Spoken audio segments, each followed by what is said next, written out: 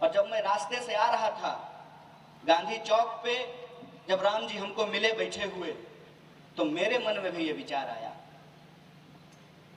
कि भगवान प्रभु श्री राम के नाम पर इस देश में क्या लोग करने की कोशिश कर रहे हैं। मैं उन लोगों से ये पूछना चाहता हूं कि वनवास के दौरान भगवान प्रभु श्री राम सबरी का बेड़ खाते हैं और आप आज उनका नाम लेकर के लोगों का दुकान जलाते हैं। ये क्या है? ये नफरत की एक ऐसी साजिश है, ये नफरत की एक ऐसी आग है जिसमें इंसानियत और मानवता को जलाने की कोशिश की जा रही है। और ये जो आग की लपट है, ये जो नफरत है, इसको अगर हमने समानता और मोहब्बत से नहीं हटाया तो ये हमारे अधिकारों को भी जला देगा। और ये बात मैं इसलिए कह रहा हूं कि एक तरफ आप देश की हालत देखिए, रोज पेट्रोल का दाम बढ़ता है, रोज। कोई ऐसा दिन नहीं है कि पेट्रोल और डीजल का दाम नहीं बढ़ता हो। लगातार रसोई गैस महंगा हो रहा है, सीएनजी का दाम बढ़ रहा है, महंगाई अपने उच्चतम स्तर पे चला गया है। वो हिंदी फिल्म का एक गाना सुने हैं ना, चलो दिलदार चलो चांद के पार चलो, पेट्रोल डीजल से कहता है चलो चलो यार चलो 100 के पार चलो। और सिर्फ पेट्रोल और डीजल का दाम नहीं बढ़ रहा है, खाने की तमाम चीजें महंगी हो रही है। अगर डीजल का दाम बढ़ेगा तो रेल का किराया बढ़ेगा, ट्रक का भाड़ा बढ़ेगा, और जब वो बढ़ेगा तो उसका पैसा किससे वसूल किया जाएगा? उसका पैसा इस देश के आम नागरिकों से वसूल किया जाएगा। और आप में से जिन लोगों ने भी ज्योतिबा फूले के विचार शेतकरी समस्याओं को लेकर के पढ़ा होगा, उसमें आप ये बखूबी जानते हैं कि किस तरीके से धान उगाने वाला जो किसान है उसको उसके धान का दाम नहीं मिलता है, गेहूं उगाने वाला जो किसान है उसको उसके गेहूं का दाम नहीं मिलता है, कपास उगाने वाला जो किसान है उसको उसके कपास का दाम नहीं मिलता है, उसका दाम बीच में कोई खा जाता है। कभी आपने और हमने सोचा है कि हमारा गेहूं 10 रुपये किलो खरीद करके ले जाता है और 30 ग्राम का बिस्किट हमको 10 रुपये में वापस बेचता है? कौन खा रहा है ये बीच का मुनाफा? ना किसान को मिल रहा है, ना आम इंसान को मिल रहा है। बीच में सारा का सारा बेईमानी, सारा का सारा कमीशन इस देश के अंदर जो भ्रष्टाचारी लोग हैं वो मिल करके खा रहे हैं। एक तरफ ये लूट मच रही है, उस तरफ हमारा ध्यान ना जाए, उस तरफ हमारा दिमाग ना जाए। इसलिए ये जरूरी हो जाता है कि समाज जो पहले से जाति और धर्म के आधार पर बटा हुआ है, उस बंटवारा की खाई को और बढ़ाया जाए, लोगों को और आपस में लड़ाया जाए। अंग्रेज चले गए, अंग्रेजी टाई और अंग्रेजी मानसिकता छोड़ करके गए। अंग्रेज चले गए, लेकिन अंग्रेज के साथ बैठ करके जो चाय पे चर्चा करते थे, देश के आंदोलनकारियों के खिलाफ गवाही देते थे, देश के साथ गद्दारी करते थे, आज वो गद्दी पे बैठ करके अंग्रेजों की चाल हमारे साथ चल रहे हैं। अंग्रेज क्या करता था? फूट डालो राज करो। और ये आज जो बैठे हुए गद्दी पे लोग हैं, ये क्या करते हैं? फूट डालो और राज करो। आपसे मैं तमाम लोगों से पूछना चाहता हूं, टीवी आपने खरीदा है, सरकार ने गिफ्ट किया है क्या? आप अपने पैसा से टीवी खरीदे हैं ना, उसका हर महीने रिचार्ज आप अपने पैसे से कराते हैं ना, आपके हाथ में रिमोट है ना। आपको लगता होगा कि हमको कितनी शक्ति है, जो चैनल बंद करेगा वो चैनल बदल करके देखेंगे। मैं आपसे सवाल पूछना चाहता हूं, चैनल बदल करके देख लीजिए, इस चैनल से उस चैनल पे चले जाइए, आपकी समस्या, आपका मुद्दा, आपकी परेशानी आपके ही टीवी में नहीं दिखाया जा रहा है। कितनी बार यह दिखाया जाता है कि देश के अंदर बेरोजगारी 45 साल में सबसे ज्यादा है। और आपको सुनकर के आश्चर्य होगा पहले माँ बाप कहते थे कि कोई टेक्निकल हैंड कर लो बेटा, नौकरी मिल जाएगी। अरे माता जी, टेक्निकल हैंड छोड़िए, इस देश में इंजीनियर को नौकरी नहीं मिल रही है। हर साल 5.5 लाख इंजीनियर पैदा होते हैं इस देश में। मैं अभी नागपुर से आया हूं। दर्जनों सैकड़ों इंजीनियरिंग कॉलेज हैं, पुणे में दर्जनों सैकड़ों इंजीनियरिंग कॉलेज हैं, अहमदाबाद में कॉलेज है, चारों तरफ कॉलेज बने हुए हैं। लेकिन उस कॉलेज से जो निकलने वाले इंजीनियर हैं, आप उनकी हालत देख लीजिए। क्योंकि सरकारी आंकड़ा कहता है कि किसी भी साल 1.5 लाख से ज्यादा रोजगार नहीं दिया गया है। कोरोना के दौरान जो लोग ऑलरेडी नौकरी कर रहे थे, उनकी नौकरियां उनसे छीन ली गई। ये है निजी सेक्टर की हालत। अगर आप सरकारी क्षेत्र को देखेंगे तो कोई भी डिपार्टमेंट उठा करके देख लीजिए, चाहे स्कूल के टीचरों का सवाल हो, कॉलेज के टीचरों का सवाल हो, रेलवे की भर्ती हो, एसएससी की भर्ती हो, सेना की भर्ती हो, पुलिस की भर्ती हो, रिक्त पद पड़े हुए हैं, भर्तियां नहीं की जा रही हैं। क्यों करेंगे? आपसे हमसे धर्म के नाम पर वोट ले लिए, अपने बेटा को बीसीसीआई का सेक्रेटरी बना दिए, आपके बेटा को नौकरी क्यों देंगे?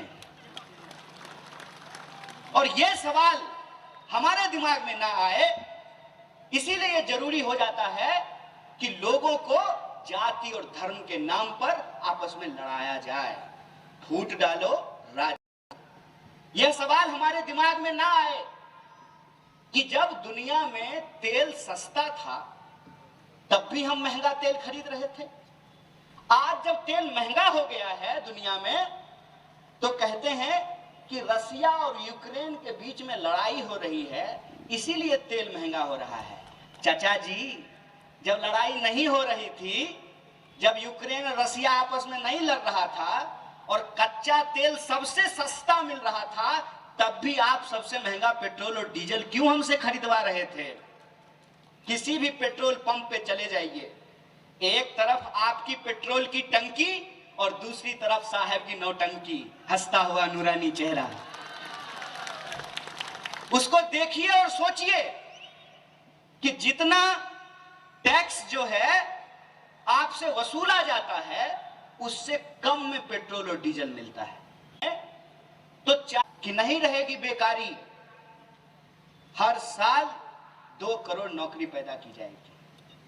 अरे आपके सपने में हम आ गए और ऐसा लगा कि वाह, देश के संविधान की क्या ताकत है कि एक चाय बेचने वाला भी देश का प्रधानमंत्री बन सकता है। खुशी हुई, अच्छा लगा, लेकिन पता नहीं था कि ये आदमी का चाय बेचने का दावा किताबी है, फर्जी है। पता नहीं था कि चाय भले ना बेचा हो, लेकिन जिस स्टेशन पे चाय बेचने की बात कर रहा है वो स्टेशन जरूर बेच दिया है। पता नहीं था कि हमको तो नौकरी नहीं मिलेगी, लेकिन इसका भतीजा बीसीसीआई का सेक्रेटरी जरूर बन जाएगा। पता नहीं था कि किसानों को अपने हक और अधिकार के लिए किसान ने नहीं मांगा जबरदस्ती कि हम किसानों का भला करेंगे, आप 3 कानून ले लीजिए। अरे ऐसे पकड़ पकड़ करके कौन भलाई करता है? देश के किसानों ने मांगा था क्या कि आप मुझे कृषि कानून दे दीजिए? उस कृषि कानून को वापस कराने के लिए 700 किसानों को जान गंवानी पड़ी और महिलाओं के ऊपर अत्याचार की आप बात मत कीजिए।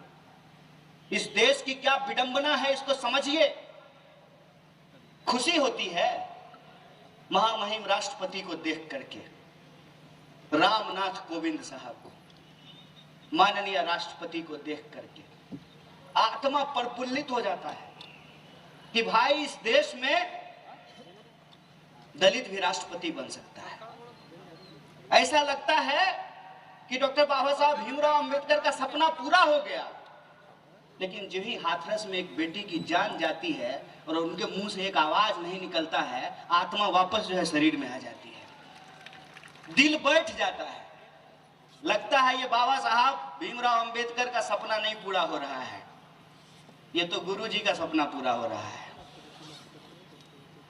क्योंकि डॉक्टर बाबा साहब भीमराव अंबेडकर ने एक बात कही थी कि जो पीढ़ी अपना इतिहास भुला देती है, इतिहास उस पीढ़ी को भुला देता है, वो कभी इतिहास नहीं बना सकता है। हम ये बात भूल गए हैं कि हम कहां से चले हैं। जब सावित्रीबाई फूले महिलाओं को पढ़ाने का संकल्प लिया था, तो जिनके दिमाग में गोबर भरा हुआ है वो उनके ऊपर गोबर फेंका करते थे। और ये बात मैं बता रहा हूं 19वीं शताब्दी की। 1947 में जब देश आजाद होता है और संविधान सभा का निर्माण होता है, 15 महिलाओं को उसमें भागीदारी मिलती है। हमारा देश एक दिन में नहीं बना है, 5000 साल का इतिहास है। एक एक कदम पार करते हुए हम आज इस जगह पे आकर के खड़े हुए हैं। ऐसा नहीं है कि 2014 में हम चंद्रमा पे चले गए, ऐसा नहीं है कि 2014 में हमने न्यूक्लियर बम फोड़ लिया था, ऐसा नहीं है कि 2014 में IIT बनी, ऐसा नहीं है कि 2014 में एम्स बना, ऐसा नहीं है कि 2014 में लोग PhD करने लगे, ऐसा नहीं है कि 2014 में हमको ओलंपिक का मेडल मिला, ऐसा नहीं है कि 2014 में हम वर्ल्ड विजेता बने, क्रिकेट का वर्ल्ड कप जीते, ऐसा नहीं है कि क्षेत्र के तमाम इलाके के तमाम चीजों का विकास पहले नहीं हो रहा था। 2014 से पहले भी देश था, 2014 के बाद भी देश है, और ये जब वापस चले जाएंगे तब भी देश रहेगा, क्योंकि देश व्यक्ति से बड़ा होता है। लेकिन आज हमारे सामने चुनौती क्या है? चुनौती ये है कि जहां तक हम आए थे वहां से हमको आगे जाना था। अगर हम चांद पे पहुंच गए तो हमको मंगल पे पहुंचना है, अगर मंगल पे पहुंच गए तो हमको बुध पे पहुंचना है। अगर हमने 15 एम्स बना लिए तो हमको 500 एम्स बनाने हैं, अगर हमने 20 IIT बना लिए तो हमको 2000 IIT बनाने हैं, अगर हमने एक JNU बना लिया तो हमको 10,000 JNU बनाने हैं। लेकिन आज हम देख क्या रहे हैं? देख ये रहे हैं कि नारा देश का और काम दोस्त का। सोच करके हमको बताइए, नारा देश का लगाया जा रहा है, तिजोरी दोस्त का भरा जा रहा है। आप में से तमाम लोग ये सोच करके मुझे बताइए, अगर मैं गलत हूं तो मैंने शुरू में ही कह दिया था, मेरा ज्ञानी होने का कोई दावा नहीं है। मैं जबरदस्ती ये नहीं बोलूंगा कि मैंने इंटायर पॉलिटिकल साइंस में MA किया है। आप सोच करके मुझे बताइए कि ये कौन सा राष्ट्रवाद है भैया, जो सरकार राष्ट्रीय संपत्ति बेच रही हो वो राष्ट्रवादी होने का दावा कैसे कर सकती है? रेलवे राष्ट्रीय संपत्ति है ना, BSNL राष्ट्रीय संपत्ति है ना, LIC राष्ट्रीय संपत्ति है ना, तो इसको बेचने वाले लोग राष्ट्रवादी कैसे हैं? इनका तर्क ये है कि घाटे में चल रहा है, इसीलिए सरकारी संस्थान को बेच रहे हैं। मतलब कल को इसके माँ बाप जब काम नहीं करेंगे, कोई आमदनी लेकर के नहीं आएंगे, तो ये अपने माँ बाप को बेच देंगे। यही तर्क है ना कि आपके माता पिताजी अगर बीमार हो गए हैं तो आप उनका इलाज करवाएंगे ना, कि उनको मार्केट में ले जाकर के ले लो 10 रुपया में ले लो दोस्त, मेरे पप्पा को 10 रुपया में लो, और फिर हम कहेंगे तुम ही हो माता, तुम ही पिता हो, तुम ही हो बंधु, तुम ही सखा हो। कैसे भाई? एक चीज हमको सोच करके बताइए कि अगर शिक्षा नहीं बचेगी, सरकार का काम यदि शिक्षा देना नहीं है, तो हमारा काम क्यों है शिक्षा मंत्री को वेतन देना? आप सोच करके हमको बताइए कि अगर BSNL बचेगा ही नहीं तो दूरसंचार मंत्री क्या करेगा? आप हमको सोच करके बताइए कि जब नहीं बचा एयर इंडिया तो तबला बचाएगा सिंधिया? क्या करेगा सिंधिया? ये सोचने की बात है। और ये जो सरकारी उपक्रम है, इनको जो बेचने की साजिश है, इस साजिश को भी आपको समझना पड़ेगा। जो लोग रिप्रेजेंटेशन की बात करते हैं, उन लोगों से मैं एक बात कहना चाहता हूं कि जब रेलवे बचेगा ही नहीं तो रेलवे में रिजर्वेशन कहां मिलेगा? जब BSNL बचेगा ही नहीं तो BSNL में रिजर्वेशन कहां मिलेगा? जब LIC बचेगी ही नहीं तमाम सरकारी संस्थान बेच दिए जाएंगे तो फिर देश का क्या होगा? जब सरकारी अस्पताल ना हो, सरकारी स्कूल नहीं हो, सरकारी रेलवे नहीं हो, तो सरकारी प्रधानमंत्री भी नहीं हो, हमारा ये कहना है। क्या करेंगे सरकारी प्रधानमंत्री लेकर के? ये जो देश होने की संकल्पना है, इस देश की संकल्पना को खोखला क्यों किया जा रहा है? देश की संकल्पना को खोखला इसलिए किया जा रहा है ताकि लोगों के भीतर जो नागरिक होने का एहसास है, उस नागरिक होने के एहसास को समाप्त कर दिया जाए। आप सोच करके हमको बताइए, प्रधानमंत्री से हम हैं कि हमसे प्रधानमंत्री हैं? बताइए, प्रधानमंत्री वोट दे करके हमको जनता बनाया है कि जनता ने वोट दे करके प्रधानमंत्री बनाया है? हमने बनाया है ना। और आज हमारे अधिकार को किस तरीके से खत्म और समाप्त किया जा रहा है, इस बात को हमको सोचने की जरूरत है। पीएम केयर नाम का एक फंड था। पीएम का केयर नहीं था, वो जनता का केयर करने के लिए था। उसमें जो पैसा आया, लोगों ने जो चंदा दिया, तो पीएमओ ने कहा कि इस चंदे का हिसाब हम नहीं देंगे। काहे नहीं देंगे भाई? काहे नहीं दीजिएगा? अरे हम लोग जसोदा बेन हैं कि आपसे नहीं पूछेंगे कि काहे हमको छोड़ करके भाग गए? हम देश की जनता है ना भाई, तो हम पूछेंगे आपसे कि क्यों नहीं हिसाब दीजिएगा? बताइए तो कि चंदा कहां से आया। इसलिए नहीं बताते हैं कि चुनाव से पहले चंदा लेते हैं और जब चुनाव जीत जाते हैं तो जिस दोस्त से चंदा लेते हैं उसको धंधा देते हैं। और मैं आपको बता दूं कि ज्योतिबा फुले ने धंधा के बारे में एक बात कही थी।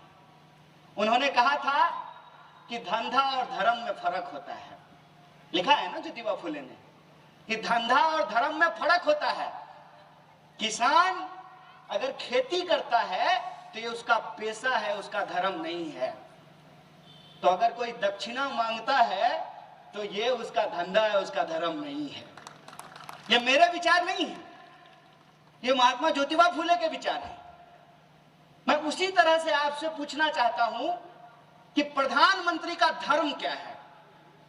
प्रधानमंत्री का, सरकार का, मंत्री का, एमएलए का, आमदार का, खासदार का, आपका जो क्या होता है, वार्ड पार्षद को क्या बोलते हैं यहाँ, नगर सेवक का, इसकी कुछ जिम्मेवारी होती है ना भाई। लोकतंत्र में इसका चुनाव किसी खास उद्देश्य से किया जाता है ना। वो उद्देश्य क्या है? वो उद्देश्य है जनता की सेवा। लेकिन जनता जाए भाड़ में, ये करते हैं अपनी सेवा। इस सवाल का जवाब इनसे क्यों ना मांगा जाए कि भाई तुम गरीबी हटाने के नाम पे आए थे, गरीबी हटाने के लिए हाथ उठा करके लंबे लंबे भाषण दे रहे थे, हमारी गरीबी हटी नहीं, तुम्हारा गरीब अमीरी जो है बढ़ गया है। यह सवाल क्यों नहीं पूछा जाए? और जब आप सरकार से सवाल पूछेंगे, यह पहली बार भारत के इतिहास में हो रहा है कि सरकार से सवाल पूछने के चलते लोगों को देश विरोधी कहा जा रहा है। तो मेरा इस संबंध में एक बात कहना है कि जितना जोर लगाना है लगा लीजिए। जितना आपको दोस्त ने चंदा दिया है ना, चंदा का सारा पैसा से जितना मीडिया खरीदना है खरीद लीजिए। जितना दम है उतना दम लगा लीजिए। डॉक्टर बाबा साहब भीमराव अंबेडकर भी भंडारा से चुनाव हार गए थे। चुनाव हार जाने से हम अपनी लड़ाई छोड़ने वाले नहीं हैं। हम आपसे सवाल पूछते थे और आपसे सवाल पूछेंगे, ये हमारा संकल्प है। बात हम आपको कह देना चाहते हैं। देश के आम लोगों के पैसे से हमने पढ़ाई की है, हमने उनका नमक खाया है, और जब एक बार हमने शेरनी का दूध पी लिया है तो हम दहाड़ना बंद नहीं करेंगे। इस बात को आप याद रखिएगा। इस बात को याद रखिएगा कि जो संविधान इस देश के एक साधारण परिवार के इंसान को देश का प्रधानमंत्री बना सकता है, वही संविधान हमको भी, आंगनबाड़ी के बेटे को भी अधिकार दे सकता है कि वो प्रधानमंत्री से सवाल कर सकता है, उससे प्रश्न पूछ सकता है। और ये जो समतामूलक विचार है, ये जो समतामूलक सिद्धांत है, इसकी रक्षा करना हमारी जिम्मेवारी है। मैं आप तमाम आदरणीय नागरिकों से यह आग्रह करना चाहता हूं कि देश एक गंभीर परिस्थिति में है। देश एक कठिन मोड़ पर खड़ा है। ये हम तमाम लोगों की जिम्मेवारी है कि हमारा पेशा कुछ भी हो, हम खेती करते हों, हम नौकरी करते हों, हम पुलिस में हों, हम सेना में हों, हम बिजनेस करते हों, हम घर चलाते हों, ये हम तमाम लोगों की जिम्मेवारी है कि जो आज़ादी हमको मिली थी वो आज़ादी गिफ्ट नहीं है। नौजवान दोस्त मेरा खड़ा है, 14 तारीख को 14 फरवरी को जो गुलाब गिफ्ट में मिलता है ना, आई लव यू कहने के बाद, आज़ादी उतना सस्ता गिफ्ट नहीं है। आज़ादी के लिए लोगों को अपनी जान गंवानी पड़ी, फांसी पे झूलना पड़ा। और विडंबना देखिए कि जो आज़ादी हमको मिली उस आज़ादी की रक्षा करना आज हमारे सामने सबसे बड़ा चुनौती बनकर के खड़ा है। और उस आज़ादी की रक्षा के लिए हमको जिनके भी विचारों की जरूरत पड़ेगी, हमको अगर महात्मा के विचारों की जरूरत है तो हम उस पर भी चलेंगे, महात्मा फूले के विचारों पर भी चलेंगे। अगर हमको महात्मा गांधी के विचारों की भी जरूरत पड़ेगी तो हम महात्मा गांधी के विचारों पर भी चलेंगे। ये आज के नौजवानों के सामने सबसे बड़ा चैलेंज है। मेरे साथ परिस्थिति ये है कि जब मैं डॉक्टर बाबा साहब भीमराव अंबेडकर की बात करता हूँ, समता की बात करता हूँ, तो लोग मुझे कहते हैं अंबेडकरी मूवमेंट से आए हो क्या। और जब मैं भगत सिंह की बात करता हूँ, साहस और वीरता की बात करता हूँ, तो लोग मुझे कहते हैं वामपंथी हो क्या। और जब समाज में हिंदू मुसलमान, रघुपति राघव राजा राम, पतित पावन सीताराम, ईश्वर अल्लाह तेरो नाम, सबको सम्मति दे भगवान, लोगों की एकता की बात करता हूं तो लोग मुझे कहते हैं गांधीयन हो क्या। भाई मैं भारतीय हूं और इस देश को जो आजादी मिली है उस आजादी की रक्षा करने के लिए हमको जिनके भी विचारों की जरूरत है उनके विचारों पर चलेंगे। और एक तरफ देश बेचने वाले लोग हैं, दूसरी तरफ देश बचाने वाले लोगों को हम इकट्ठा करेंगे, मिलकर के उस एकता को मुकम्मल करेंगे। और ये जो लोग आज गद्दी में बैठ करके देश को बेचने की साजिश कर रहे हैं, इस साजिश को नाकाम करेंगे। और यह बात मैं आपको झूठ नहीं बोल रहा हूं, यह जो देश बेचने की बात है, आप ध्यान से, जो टीवी आपको दिखा रहा है वो नहीं, जो व्हाट्सएप में आपको आ रहा है वो नहीं, आप ध्यान से देखिए कि देश किस तरीके से बेचा जा रहा है। मैं एक आंकड़ा आपको देता हूं। कोरोना के दौरान समाज में गरीबी बढ़ गई, कोरोना के दौरान लोगों के धंधे कम हो गए, लेकिन दो लोगों का धंधा कम नहीं हुआ। किसका?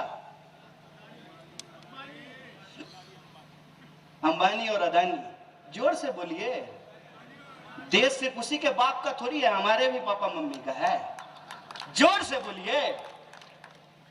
मैं कहता हूं जोर से कि हर राज्य के चुनाव में जाते हैं और कहते हैं कि इस राज्य में डबल इंजन की सरकार बनाने की जरूरत है। क्या है डबल इंजन की सरकार? डबल इंजन की सरकार मतलब चार लोगों का व्यापार, दो देश बेच रहा है, दो देश खरीद रहा है। अमित शाह और मोदी देश बेच रहा है, अंबानी और अदानी देश खरीद रहा है। यह जो सच्चाई है, इस सच्चाई को इस देश की जो बहुसंख्यक आबादी है उसको सोचना पड़ेगा। उसको यह सोचना पड़ेगा कि देश की जो संपदा बेची जा रही है ना, वो किसी एक धर्म का मसला नहीं है, किसी एक जाति का मसला नहीं है, ये हम सब की लड़ाई है। और हम इसलिए कहते हैं कि आप सोच करके देखिए कि बीमारी आपको और हमको होमोसेपियंस मानती है, वायरस आपको और हमको होमोसेपियंस मानती है, लेकिन हम आपस में एक दूसरे को महिला, पुरुष, ब्राह्मण, दलित, हिंदू, मुसलमान, मराठी, बंगाली मानते हैं। आप सोच करके बताइए कि कोरोना सिर्फ मुसलमान को हुआ कि हिंदुओं को भी हुआ? कोरोना सिर्फ पुरुषों को हुआ कि महिलाओं को भी हुआ? कोरोना सिर्फ अमीरों को हुआ कि गरीबों को भी हुआ? जब बीमारी आपको और हमको इंसान मानती है तो विचार जो आपको और हमको इंसान मानता है वो विचार ही उस बीमारी का इलाज है। इस बात को हमको समझना पड़ेगा। और समाज के अंदर जो भेदभाव है, उस भेदभाव से, उस महामारी से अगर हम इलाज चाहते हैं तो हमको संविधान का टीका देना पड़ेगा। संविधान की प्रस्तावना देश के हर स्कूल में हर विद्यार्थी को पढ़ाया जाना जरूरी है, क्योंकि उससे वो एक आजाद नागरिक बनेगा।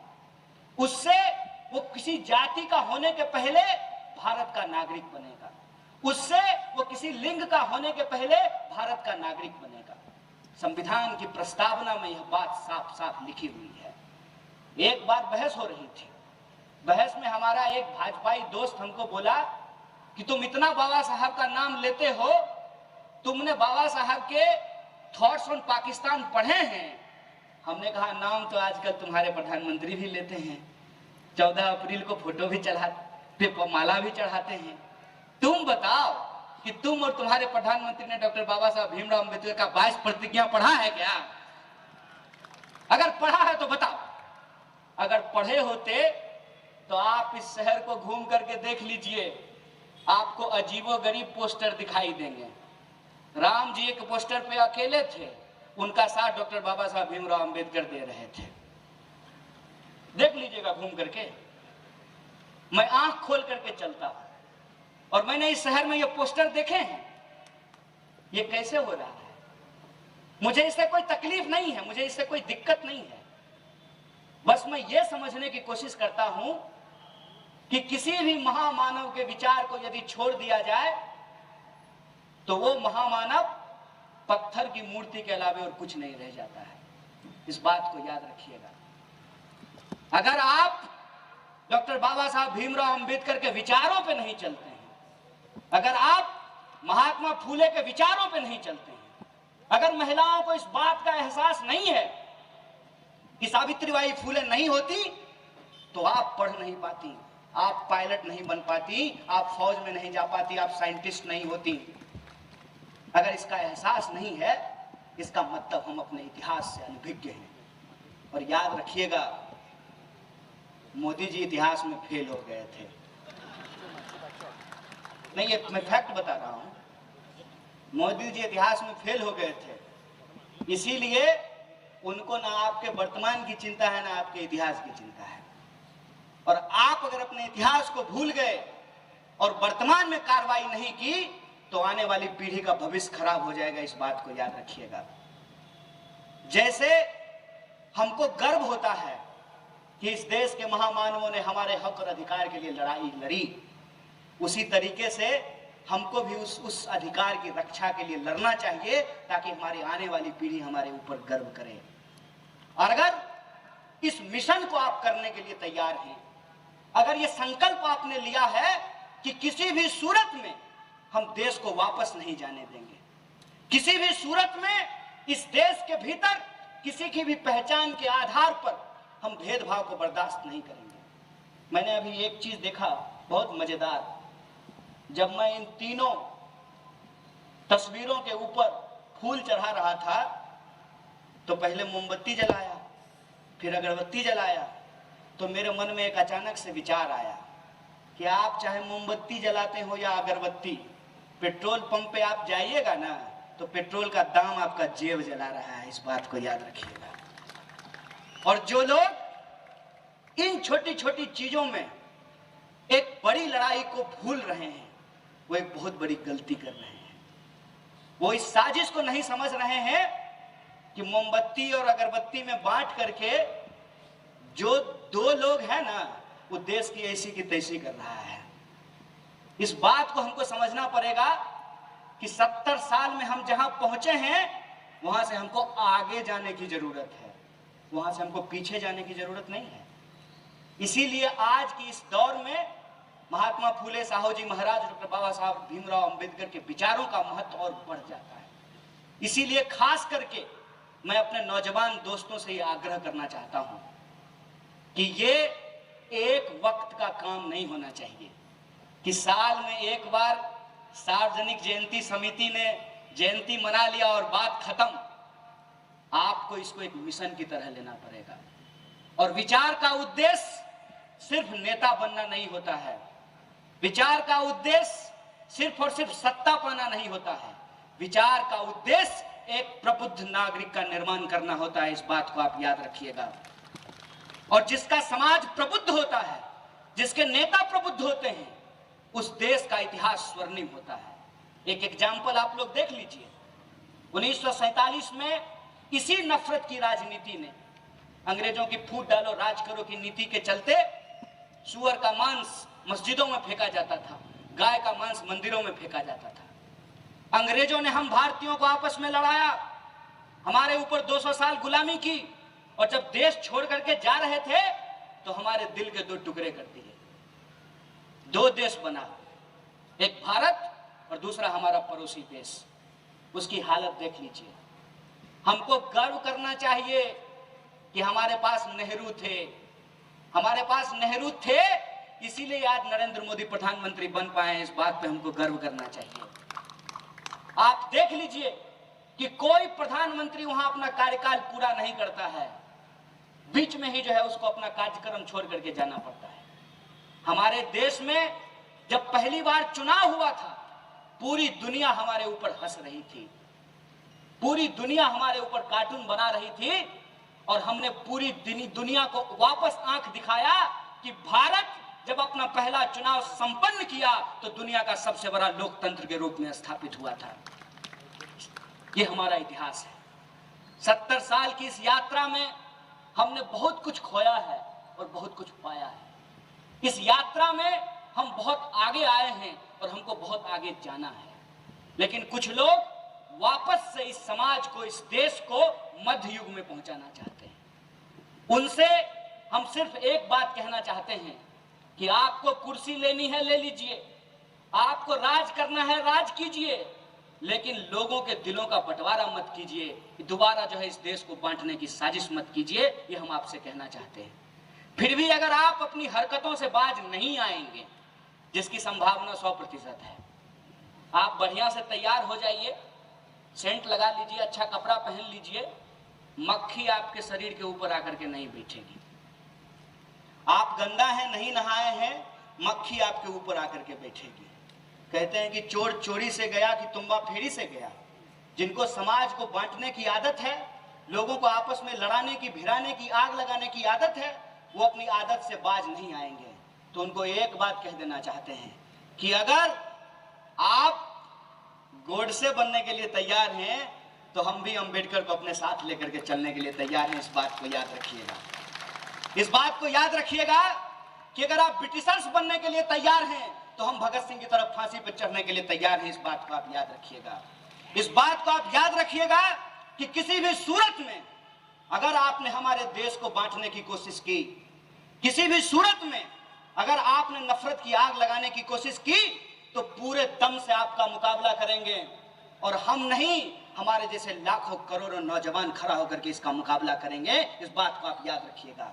मैं भंडारा के आप तमाम लोगों से सिर्फ एक आग्रह करता हूं, एक अपील करता हूं, और आपसे ये भरोसा लेकर के जाना चाहता हूं कि कुछ भी हो जाए, आप कसम खाइए कि आप अपने शहर को जलने नहीं देंगे। बोलिए, जलने देंगे क्या? कोई नफरत के नाम पे आपके शहर को जला सकता है क्या? कोई धर्म के नाम पे आपको लड़ा सकता है क्या? नौजवान दोस्तों, हाथ उठा करके बोलो कि चाहे जो हो जाए, किसी भी सूरत में हम समता मूलक विचारों को नहीं छोड़ेंगे, और यह नारा पूरी शक्ति से, पूरे जोर से लगाएंगे कि जातिवाद की छाती पर बिरसा फुले अंबेडकर। यह नारा हम जोर से लगाएंगे। यह नारा हम जोर से लगाएंगे कि इस देश को आजाद कराने के लिए अगर तमाम लोगों ने कुर्बानी दी थी, तो उस आजादी को बचाने के लिए भी हम लोग एकजुट होकर के इस लड़ाई को लड़ेंगे। और किसी भी सूरत में जो हमारे सवाल को गुमराह करना चाहते हैं, उस सवाल को हम गुमराह नहीं होने देंगे। और जो हमारा बुनियादी सवाल है, रोजी रोटी, कपड़ा, मकान, शिक्षा, स्वास्थ्य, सड़क, बिजली, पानी का, उस सवाल को हम राजनीति का प्राइमरी सवाल बनाएंगे, और राजनीतिक लोकतंत्र को एक दिन हम सामाजिक और आर्थिक लोकतंत्र की विश्वास के साथ कि यह लड़ाई निश्चित तौर पे हम जीतेंगे। आप तमाम लोगों का बहुत बहुत शुक्रिया। और जो भंडारा का पुलिस प्रशासन है, उन्होंने बड़ी चाक चौबंद व्यवस्था की है। जो मीडिया के साथी आए हुए हैं, जो आयोजन समिति के लोग हैं, आप तमाम लोगों को बहुत बहुत धन्यवाद करता हूं, और इस आशा और उम्मीद के साथ जा रहा हूं कि इस लड़ाई में, दिल के इस रिश्ते में हम साथ हैं, एक हैं, एकजुट हैं। जय हिंद, जय भारत, जय भीम। आप तमाम लोगों का बहुत बहुत धन्यवाद।